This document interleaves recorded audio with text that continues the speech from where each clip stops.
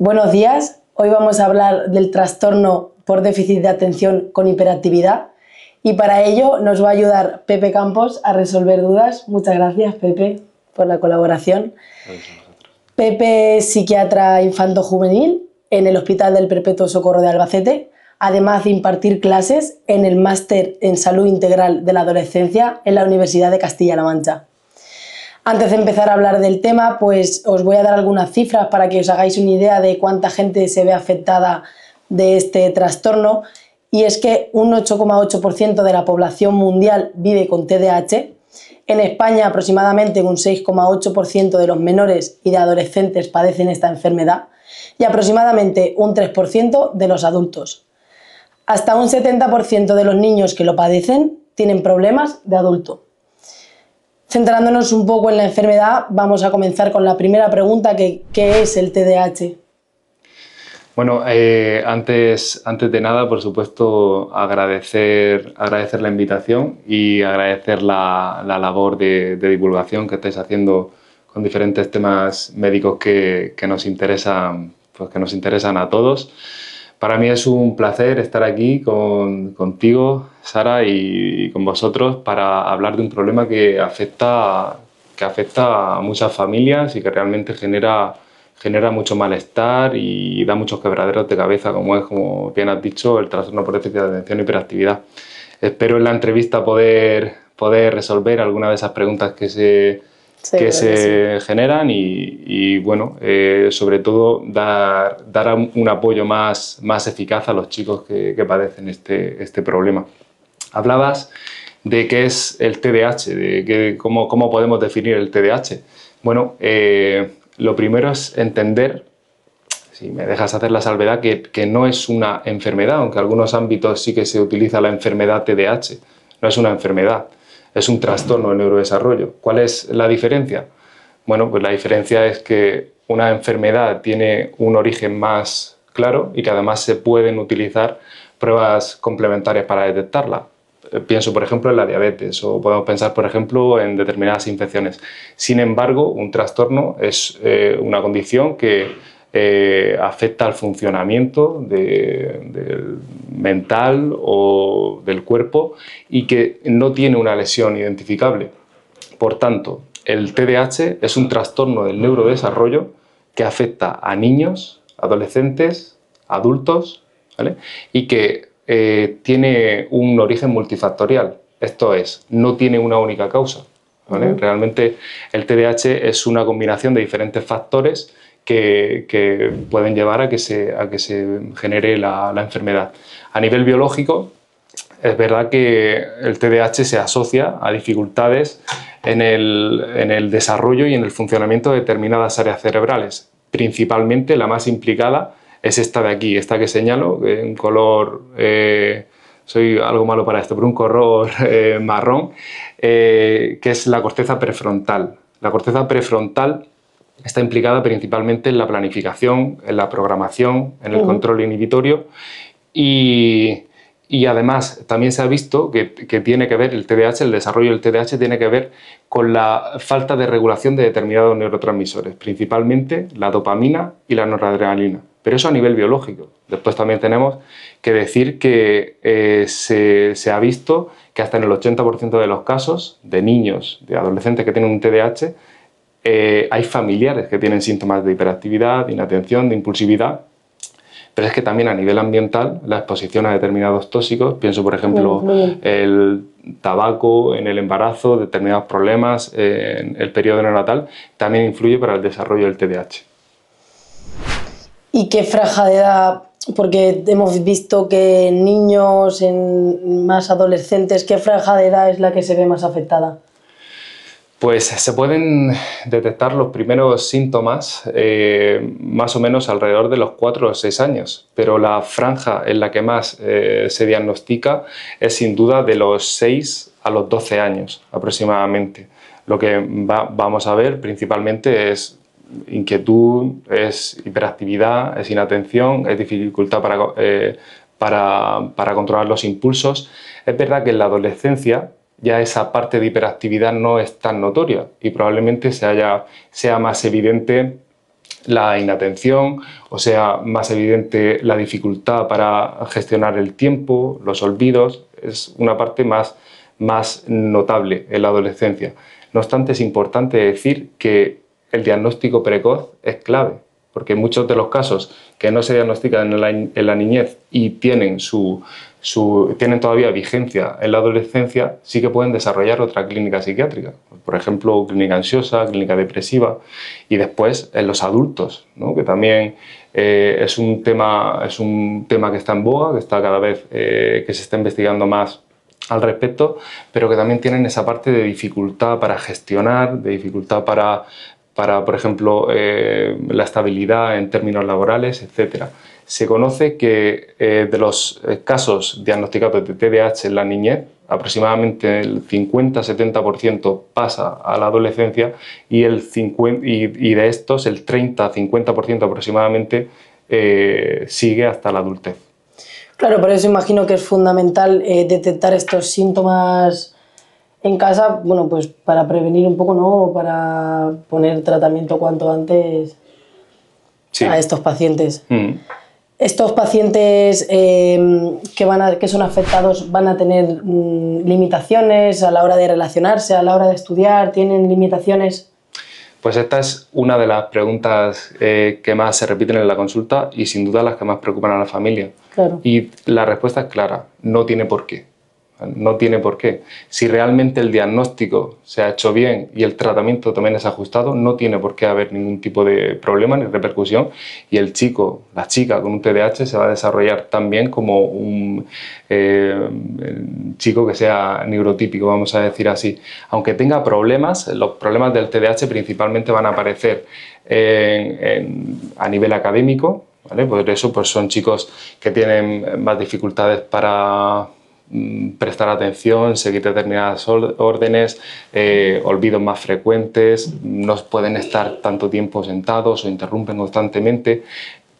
Van a tener, como digo, el principal problema o la principal afectación, al menos la más objetiva en términos académicos, pero también en términos sociales y por esa dificultad a lo mejor para controlarse o para no interrumpir en conversaciones o para controlar los impulsos, puede ser que a nivel social sean un poco apartados y se les trate como los payasetes o como los gamberros y eso también va a generar un distanciamiento y puede provocar, como he dicho, pues una clínica más dentro de lo afectivo, más de lo emocional.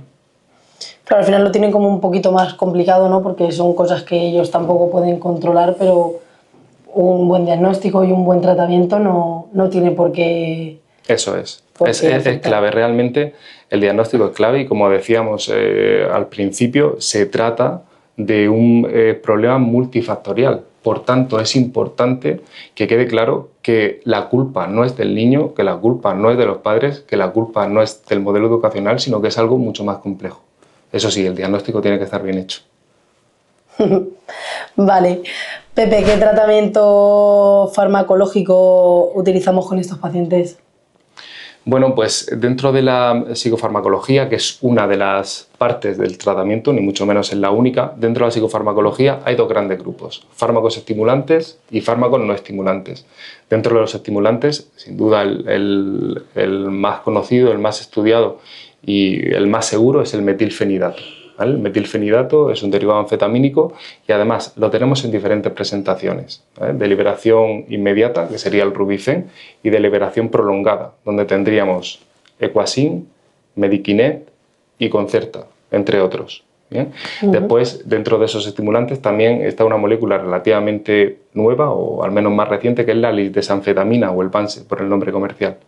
Después, en el otro grupo, en el de fármacos no estimulantes, tenemos la atomoxetina y tenemos también la guanfacina. El mecanismo de acción es diferente. Hemos dicho que los estimulantes principalmente van a regular, por así decirlo, van a aumentar la disponibilidad de dopamina en la corteza prefrontal. Sin embargo, los no estimulantes, la atomoxetina en este caso, va a incidir principalmente en la noradrenalina y la guanfacina tiene un mecanismo de acción algo más diferente, es un alfa-2 agonista y por tanto es más selectivo sobre todo para el tema de control de impulsos, hiperactividad importante.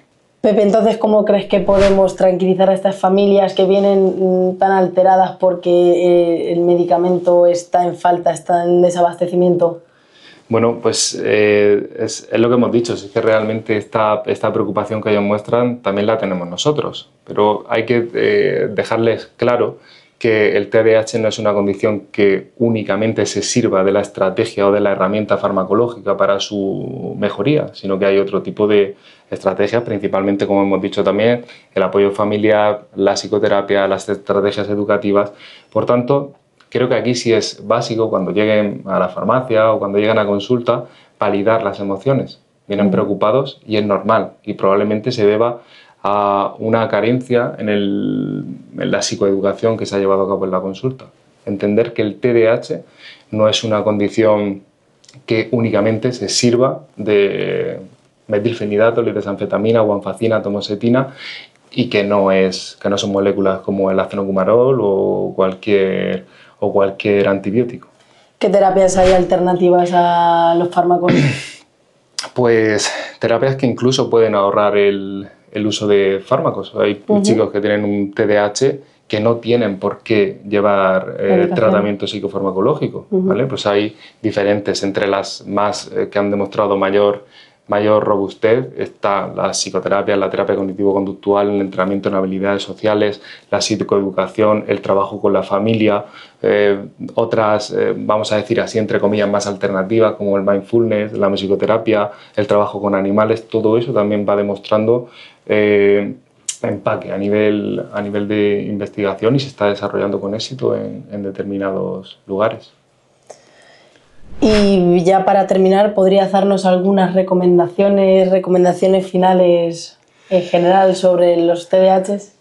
Pues me gustaría dar 5 recomendaciones finales acerca del trastorno por déficit de atención y hiperactividad. Lo primero, sin duda, y más importante, es comprender que el TDAH va más allá de los mitos. Es decir, el TDAH no es un problema de falta de educación, ni de mala educación, ni un problema de los padres, ni un problema del sistema educativo, ni un problema del niño. Es un trastorno que tiene un origen neurobiológico, por una parte, genético, ambiental, y que atiende a otros factores. La segunda es entender que el enfoque integral es sin duda el mejor, no solo el que aporte el psiquiatra, sino también el que nos pueda dar el psicólogo, el que por supuesto también nos puedan ofrecer el equipo de orientación del cole o del instituto. El tercero es que la paciencia y la comprensión son clave. Entender que al fin y al cabo el niño está en un proceso de neurodesarrollo y que no está haciendo adrede o no siempre es voluntario esa conducta, sino que bueno, pues, en base al diagnóstico pues, se puede establecer esa clínica de la que hemos hablado. Estrategias prácticas que se puedan poner en marcha, más allá de, como hemos dicho, de la psicofarmacología y la psicoterapia, fomentar la actividad física, fomentar el descanso. El abuso de pantallas también es importante tenerlo en cuenta y va muy mal para los TDAH. Sería una recomendación también importante. Y la última, y creo que fundamental, es buscar apoyo y asesoramiento profesional. Es decir, no solo porque mi niño esté inquieto o sea hiperactivo o esté últimamente más impulsivo, va a ser un TDAH. No. La base del buen tratamiento y del buen pronóstico está en el buen diagnóstico. ¿Vale? Por tanto, es el facultativo el que tiene que determinar si estamos ante un TDAH o no. Y para eso, los síntomas de los que hemos hablado tienen que tener una estabilidad en el tiempo y aparte generar una merma en el funcionamiento. No solo a nivel académico, que es lo más típico, lo más normal y lo más evidente, sino que haya también una merma a nivel social, en el grupo de amigos, y a nivel familiar, una disfunción familiar que genere dificultades. Pues Pepe, muchísimas gracias, sobre todo por estas últimas recomendaciones, porque yo creo que a todos os va a ayudar, os va a servir a que este tema os quede más claro. Y nada, Pepe, muchísimas gracias, un placer a vosotros, poder grabar contigo. Y nada, chicos, ya sabéis que cualquier duda que tengáis podéis pasar por la farmacia, que os ayudaremos en lo que necesitéis. Muchas gracias.